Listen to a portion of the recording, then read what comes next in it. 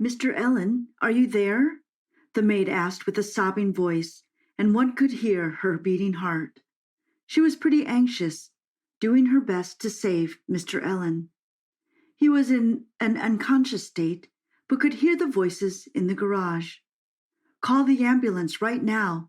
We need to take him to the hospital. The voice seems to be one of the security guards. Take him to the hospital, and I will divert the attention of other guards.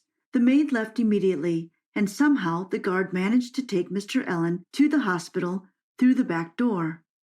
The savior was working at Ellen's house for years. This was John, an older man with gray hairs and dissolving bones, but he held a kind heart and a resolute soul to his master.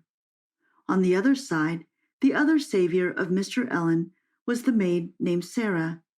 She was a beautiful young woman with short brown hair and green eyes complementing her dusky brown color. She was a member of the household staff for about a year. Sometimes struggling with the battles, with the world conquering our fears, there is something that we always ignore, the monsters living with us, the ones breathing in the same air as we do. This year, she experienced something quite regretful and evil in the home. Besides the excellent facilities in life, there was something that she craved. This was Ellen's wife, Maureen. Within a year, Sara knew that Maureen was after something, and her criminal act would bring hell on them. And gradually it happens, and she can't get rid of her tiny malicious actions. On the way to the hospital, Ellen was murmuring something. His fragile voice was inaudible. John bent over to listen to his master. What does this woman have to do with me? Ellen was murmuring with the blessings of his last breaths. The condition of Ellen was awful, and everyone out there knew the consequences of his death. $1 billion empire will be left behind, surrounded by the hounds impatiently waiting for his death. A luxurious heritage was there with no successor. The allegiances of Sara were right. This must be a Marine, John said to himself. There was again something Ellen wanted to say. I will soon be found by a Marine who will take me to Orchard.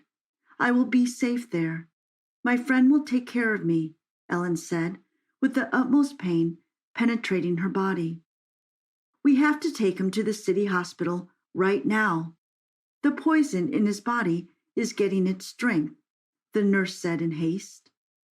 Considering the consequences, taking him to the hospital was the right thing to do by now. John agreed to take him to the hospital. Ellen was in a critical condition and needed immediate professional doctoral help. As soon as he was admitted to the hospital, the paparazzi took advantage to make huge headlines. As soon as Maureen learned that Ellen was in the hospital, she hit the road to save her dear image in front of the world. Wearing glasses and a rich voice, she attended the paparazzi reporters and pretended that her condition was as terrible as any of them could assume. Watching her husband fight for his life makes her quite a loner, and her heart is filled with despair. This was the correct statement to stick with. Everyone believed that she was in great sorrow about her husband's condition. Her elegant clothes and proud gait, with evil eyebrows and bright makeup, caught the eye of every single person in the hospital's corridor. Standing in front of the operational theater, she was waiting for the good news, the death of poor Ellen. The door opened and the doctor arrived. Maureen rushed toward him to learn about Mr. Ellen's health condition. The doctor told her they would keep him in the intensive care unit for 78 hours. These hours are critical for him, and they will decide whether he will live anymore or not. Quite devastated, Maureen said with tears in her eyes. The doctor patted her and gave her courage with his kind words. Damn, I wish you would die, Maureen uttered in a slow voice. This could never have happened if the so-called loyal dog, John, would not save him. She made a terrible gaze at John. Taking advantage of the situation, she began to yell at poor John.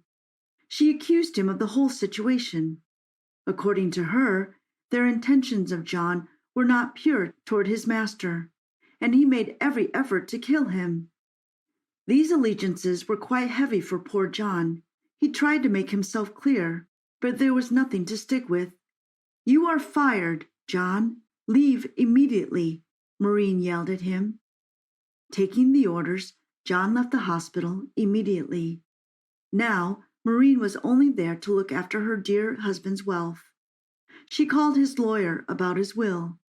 The lawyer was one of the alliances of Maureen and, in fact, a secret lover. He assured her that everything had been prepared to compensate for Ellen's death, and his $1 billion empire would be theirs. But who knows that someone was listening to their conversation behind the doors? He was John. By now, everything was quite clear in his wisdom. There were flashbacks of Sara telling him about the evil face of the Marine. 5 years back, Ellen, a young entrepreneur and the only heir to a billionaire state named the Entrepreneurs, married an enthusiastic young activist named Maureen. The first glimpse of Maureen cascades a delightful impression of her beauty on Ellen's heart at the charity event. From that day, Ellen was often seen at the charity events of Maureen. Ultimately, his charismatic personality caught her eyes. She was offering a collaboration to romantic wedding vows. The couple was named as the perfect one, the embodiment of love. It seems that Maureen was working for the progression of her organization, but in reality, she was gathering his dearest husband's wealth. Either directly or indirectly, the relationship between the couple was nonetheless a fairy tale. But there was a distinctive dark shadow casting a spell of illness on them. This was a Marine. The couple always dreamt of having a child together, but unfortunately lost their only heir. And the reason behind it was the Marine. She won't bother killing her child for Ellen's glory and wealth. By purpose, she took her step toward one of Ellen's trustworthy friends. He was Richard, the lawyer who deals with legal and illegal matters. The last time Maureen was caught by one of the housemaids in bed with him, she fired the whole staff and ensured everyone would keep themselves shut. Day after day, she was gaining more and more power, and within a couple of months, she was one of the board members of Ellen's company. Her wisdom and charismatic personality were always convincing to them, but her greed for more power was growing and has now planted itself in her soul. Ellen's poor health was the only reason she was a Marine. She was giving him poison in his food. From the very first day, she kept her eyes on his wealth. With the assistance of a chef named Alvin, she succeeded in adding poison to his meal. This was a slow poison that kept on dissolving with the blood and ultimately led to a terrible death. The condition of Mr. Ellen was getting stabilized. "It's a miracle," the doctor said. Maureen smiled, and she was pretty devastated. "I have to do something to kill him." This was 8 p.m. night. The lights were glittering, and the Marine planned to kill her husband on purpose. She bribed the hospital nurse and managed to enter the intensive care unit alone. Searching for her husband, there was another person in place of Ellen. "Where is he? Is he playing the game with me?" she said to herself.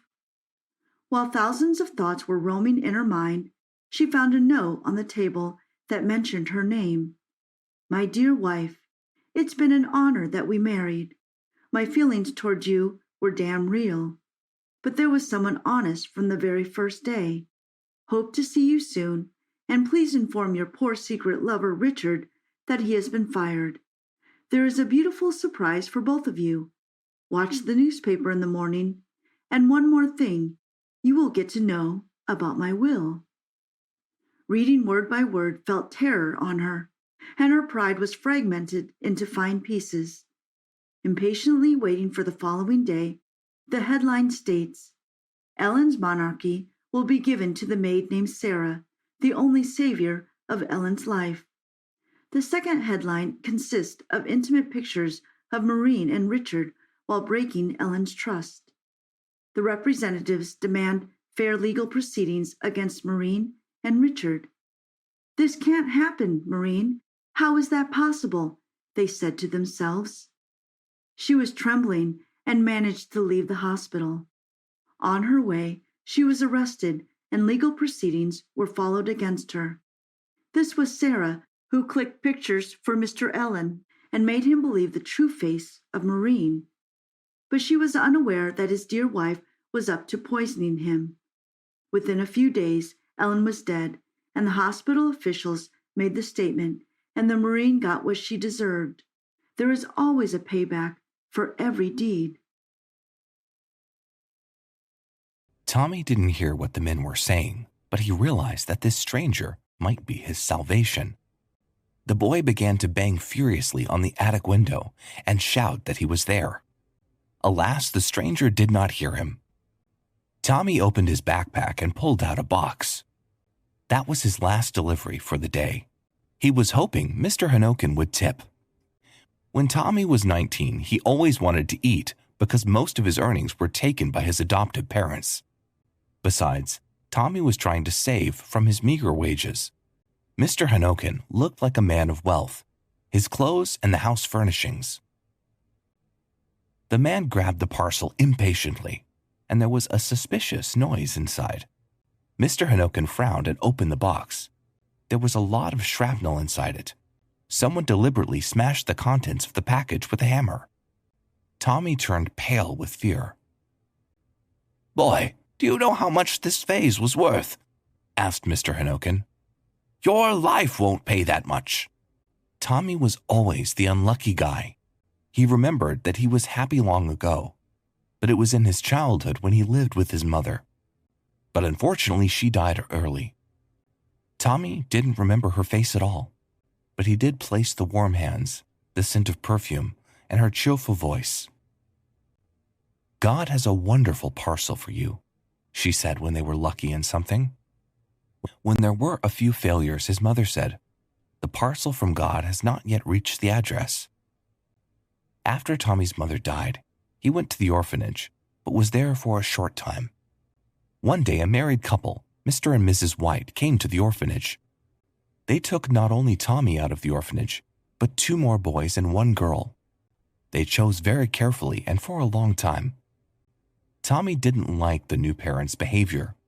At first, the couple treated the children well, but as soon as the children grew up and were able to work, everything changed. The White family lived on a farm. They kept horses, goats, and poultry. They needed the children as a free labor force. To do this, the spouses took from the orphanage the children, who seemed to them the strongest and most enduring. Since childhood, the White couple had been busy with their adopted children. At the same time, the adoptive parents constantly told the children how lucky they were to be taken away from the orphanage, and that they would grow up as human beings. Tommy had gone from being a chubby, handsome boy to a skinny, stubby little guy. He was always looking over his shoulder, waiting to be beaten by his stepfather. His white skin had grown brown from constant exposure to the sun and poor washing. Hard calluses appeared on his legs because the children did not wear shoes in the summer and ran barefoot. Hands were constantly stained, or chicks from work with dirty water. It wasn't pleasant for the kids there. Despite his hard life, Tommy was very fond of reading. They did not send their adopted children to school, but Mrs. White taught them literacy basics. She taught them simple arithmetic and lesson. Tommy was allowed to use the home library. Although Mr. White was dissatisfied with Tommy reading a lot, Mrs. White insisted that he not touch the boy for reading.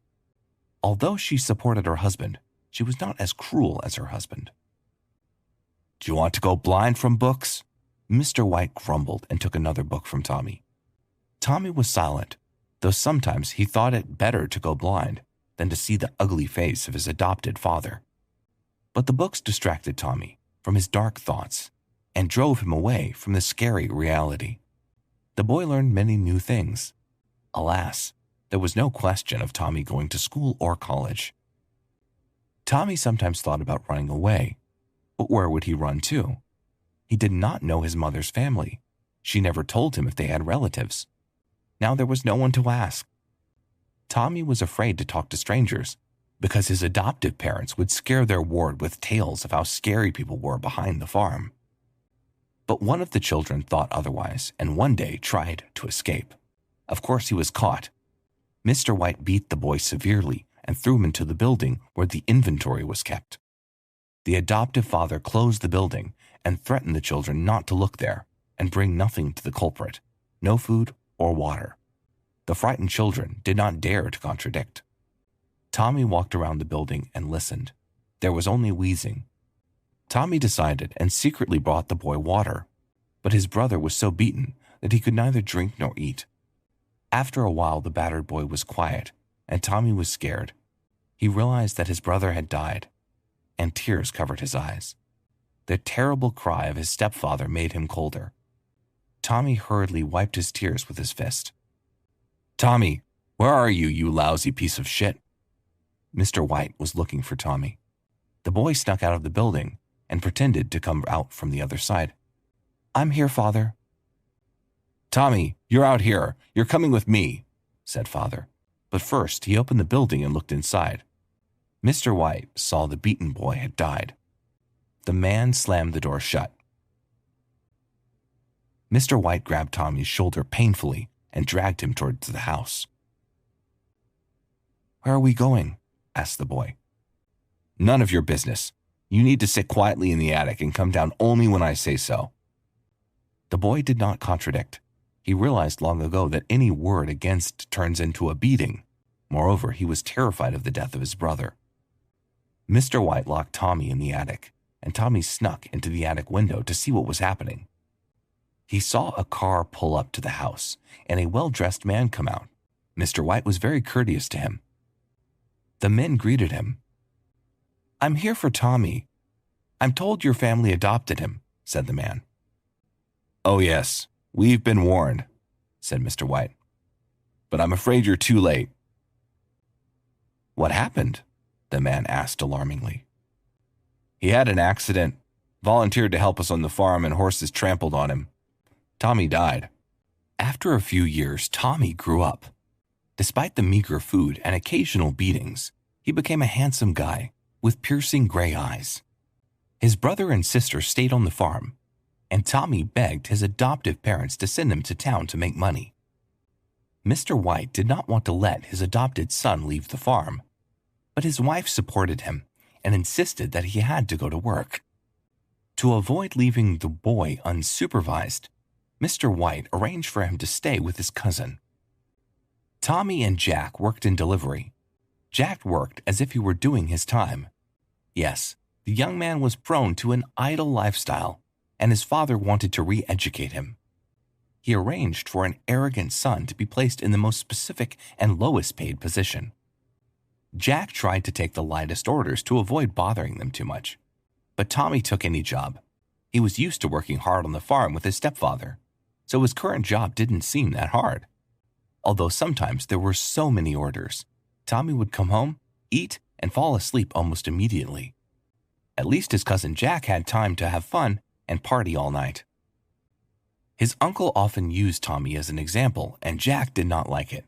He hated Tommy and tried to insult, frame, or humiliate him in every way. "Hey, Tommy," he said, "take another shower. The farm smell is still on you." Tommy tried to ignore Jack, but not only did Jack hurt Tommy himself, but he also encouraged his fellow couriers to harass him. They hid his ordering boxes so that Tommy would be late to order and reprimanded. Tripped him up, insulted him. Tommy held back as much as possible because he knew any conflict would be an excuse to get him back to the farm. More than anything, Tommy didn't want to go back to where he'd spent his unhappy childhood. Jack's father tried to stop these antics. But first of all, he was always preoccupied with more important things. Secondly, Tommy was not related to him. From his cousin, Mr. White knew precisely how much Tommy made and demanded that he give up most of his earnings and keep only the smallest part. He always told the guy he owed him a lot because he was taken from the orphanage, fed and watered. It was only because of his foster parents that he was worth something. Tommy didn't think so, but he was still afraid to contradict. He was worried not only about himself, but of his brother and sister who stayed at home. Because if he goes out of his way, Mr. White will take it out on the rest of us.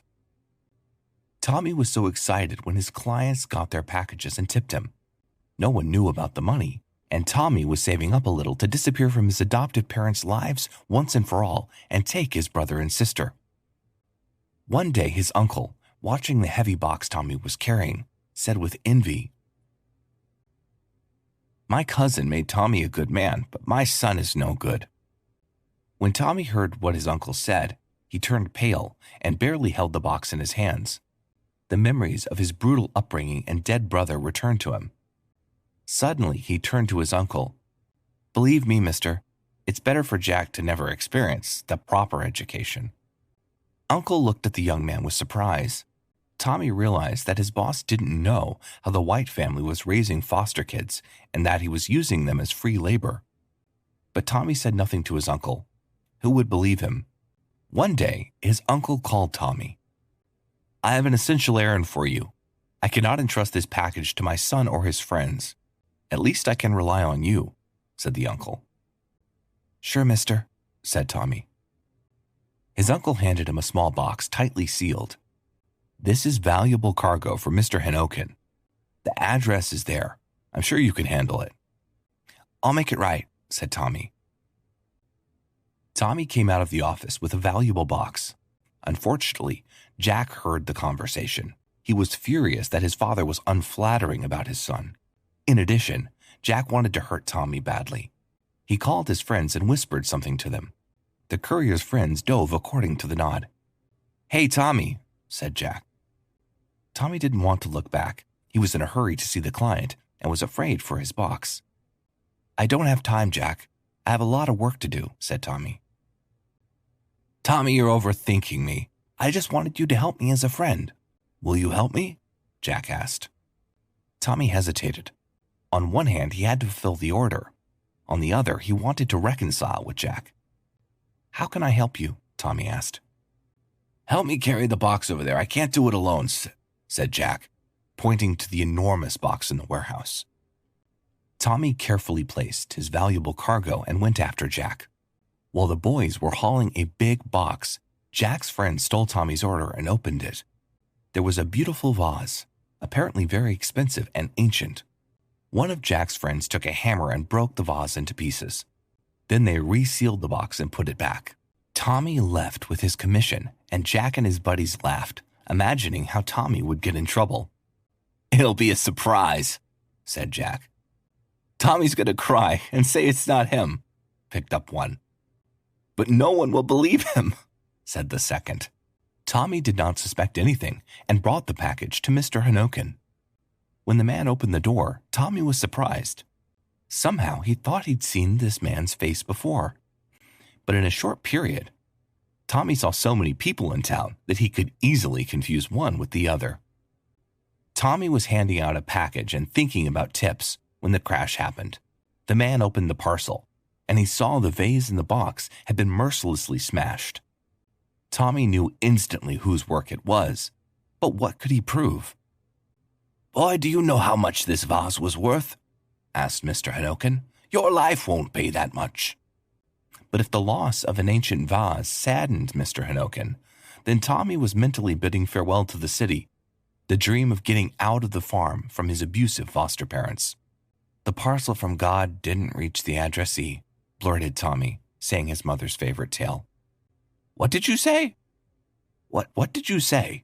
Mr. Henokin asked suddenly in a shriveled voice. "I'm sorry, mister. It just popped out," said Tommy. "Repeat the phrase," said the man. "The parcel from God didn't reach the addressee," said Tommy. "My mother said when things didn't work out." Mr. Henokin seemed to have forgotten about the package, about the vase, and he grabbed the guy's shoulder, looking up at his face. "Tommy, you're Tommy," he suddenly asked. Tommy looked at the man again and realized that he had seen him since his brother died. "Yes, I remember. You came." "Tommy, I was looking for you. And Helen, your mother. My sister was too proud, and when her fiancé left her, she didn't want us to know. It was too late when she died. I found the orphanage, but you were sent. I found a foster family, but they told me you were dead, and even showed me the body." "That was my brother's body. Mr. White killed him." "What a terrible thing." Mr. Hanokin grabbed his head. "What you've been through, Tommy." Mr. Hanokin showed the family photos, so Tommy saw his mother's face for the first time, because he didn't remember her.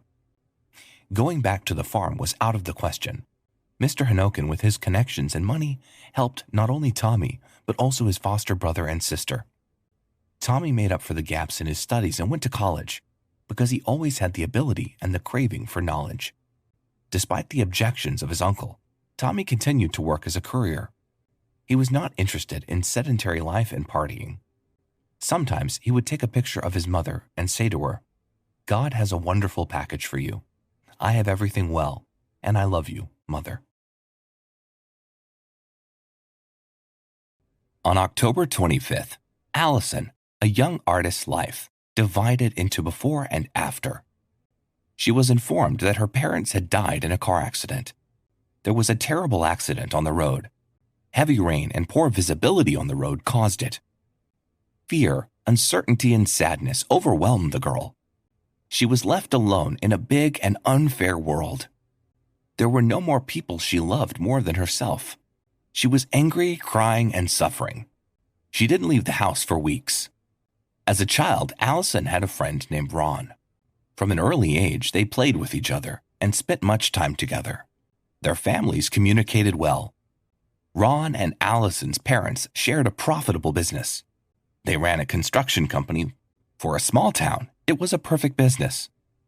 Mothers of children were housewives. Their main interest was to attend social events. Their names were known in local circles. They were published in local newspapers, and people watched the lives of each family member. Their popularity grew every year. Their income increased. The fathers dreamed of the future of Ron and Allison and their continuation of the family business. Finally, the children grew up. Ron was immediately taken to the holding of his father. Allison graduated from the Academy of Art. She dreamed of becoming an architect since childhood. Management didn't interest Allison. Ron showed interest in the girl. He courted her, asked her out, and gave flowers and expensive gifts. But Allison didn't reciprocate with Ron. She considered him a good friend, but no more. Her heart was empty and forbidden to him, no matter how hard Ron tried. "What can I do for you?" Ron asked once Allison nervously. "You can't make someone feel something that isn't there and never will be." Allison said it very coldly, without looking him in the eye. She couldn't bring herself to love him. Allison was different, not like her family. Social events and luxurious life were of no interest to the girl. She helped children's homes, attended art exhibitions, and studied. Ron looked like his father. He was persistent, determined, and cunning. Ron was prepared to do whatever he could to achieve his own goals. Ron's father was very stubborn and could do anything for his son to make him happy. He didn't want to watch his son suffer. Dad tried to console his son, gave him many opportunities, acquainted him with the beautiful daughters of his partners, and helped financially. But all this was unsuccessful. There was only one thing in Ron's mind: Allison. Ron's family was trying to support poor Allison. The accident left a significant mark on her life. She lost hope for a promising and bright future. She was grateful to Ron's family for their care and help. She realized that she had no one closer to this family. Out of desperation, the girl agreed to accept Ron's hand and heart and continue the business with him as her late father would have wished. The girl did not feel happy. She was lost. She lived only by work and the idea that she had to continue to work for those she loved. There was no other way out. Ron and his family cared for Allison. Despite their concern, she felt alone and distant. She was like a bird in a cage she'd driven herself into with hopelessness. She never left her thoughts of her parents. She couldn't believe it had happened.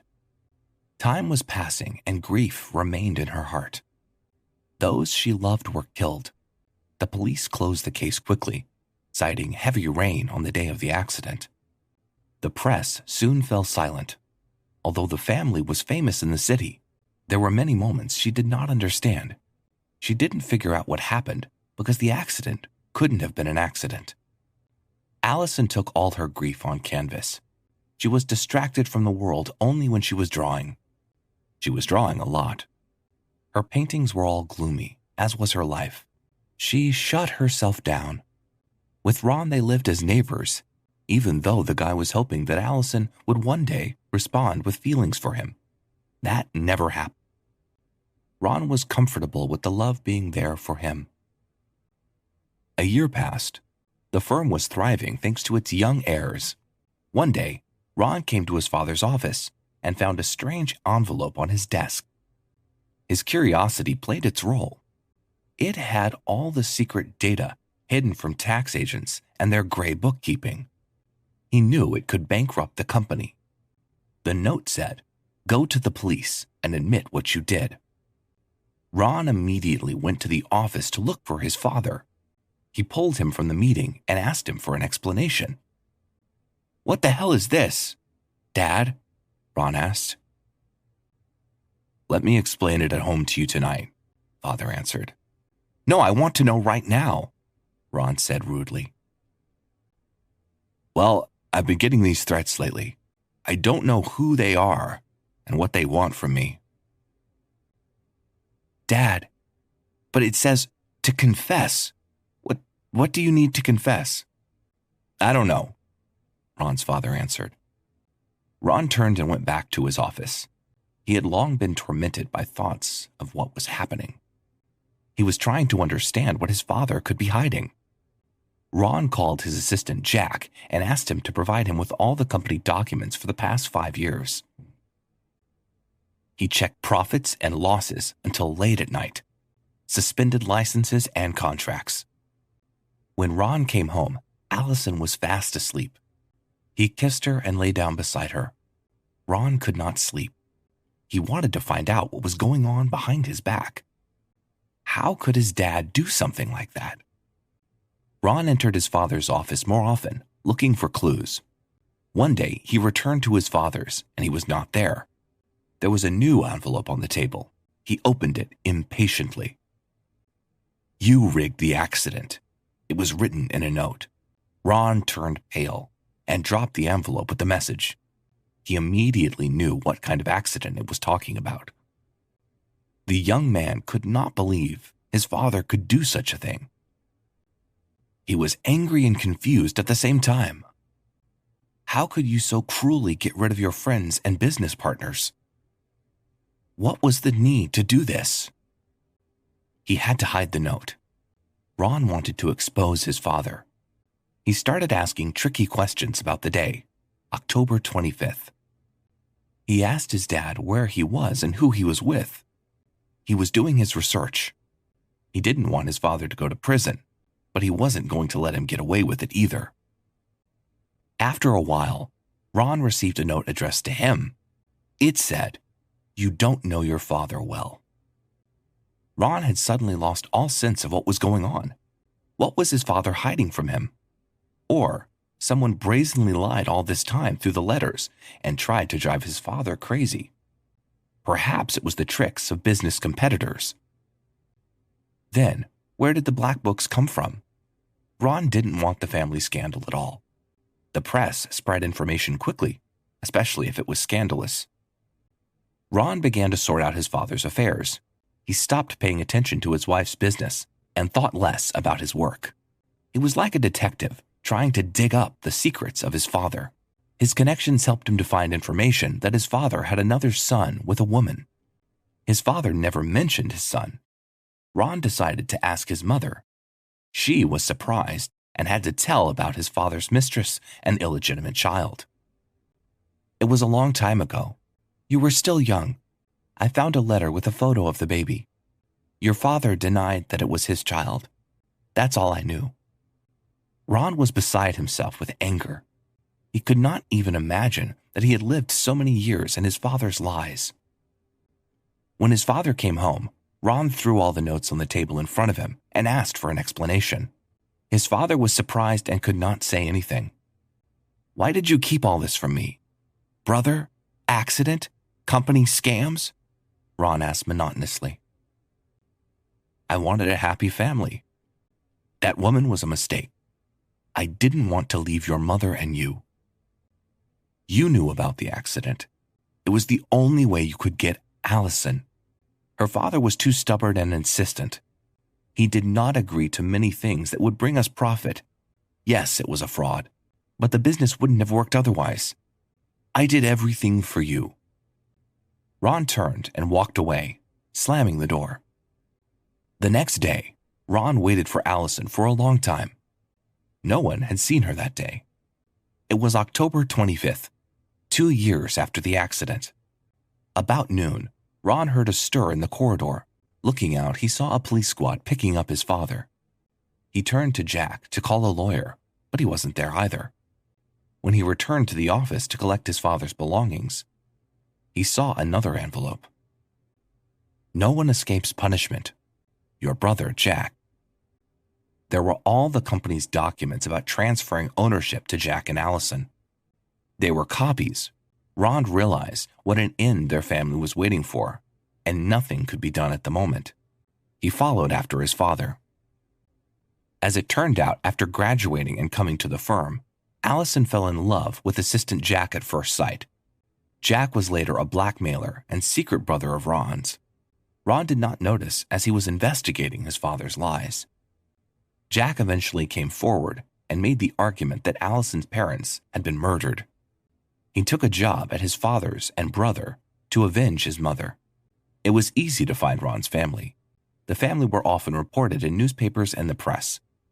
He's been following the family's business for a long time, learning about work moments and looking for weak spots to push on. Jack had access to all the documents and was well aware of the firm's business. He waited for the right moment to destroy everything they had. He couldn't forgive a father for not acknowledging his second child. His father left his woman alone with the baby without money or help. Jack and Allison had good reasons for revenge. Everyone wanted this family to pay the price for their actions. Although Ron was not guilty of anything, he too was cunning and complex as it seemed. Ron was very much like his father. When he heard of his father's affairs, Ron did not report him to the police, which proved his nature. He could have also gone to prison for accounting as an executive director. But Jack and Allison didn't frame Ron. They put his father in charge of everything. Ron's father faced life in prison on 2 counts, a premeditated murder of several individuals and high-profile fraud. So much evidence was presented in court that the case could not be closed this time so easily with the help of his father's attorneys. Jack and Allison were able to right their wrongs and avenge their loved ones. They transferred the ownership and started the firm without fraud. Jack owned the company under the same rights as Ron. Although he was an illegitimate child, he had proof of paternity. Jack was in charge of management, overseeing company affairs. Allison became the chief architect of the holding. Her dream came true. She was doing her favorite thing. Allison donated some of her company's income to orphanages. One day, she had an idea. She wanted to auction the paintings she had painted after her parents' accident and donate all the funds to the orphanage. The auction was a tribute to her beloved father and mother. Jack was happy to support Allison and help with the organization. Soon, Allison's marriage to Ron was dissolved unilaterally, and she was able to marry Jack. Finally, Allison felt happy and loved. Her cell broke down in an instant, and she was able to take off. She was deeply in love with Jack. They had beautiful children.